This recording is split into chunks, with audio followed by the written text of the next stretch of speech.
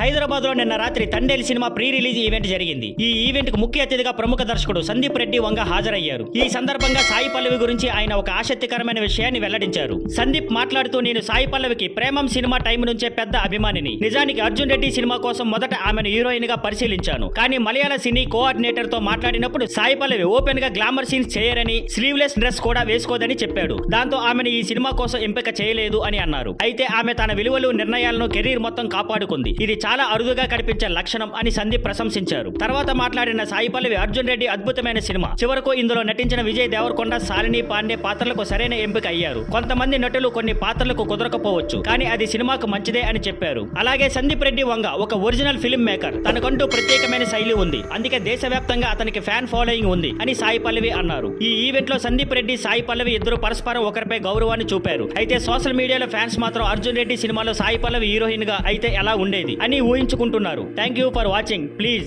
Like, share and subscribe.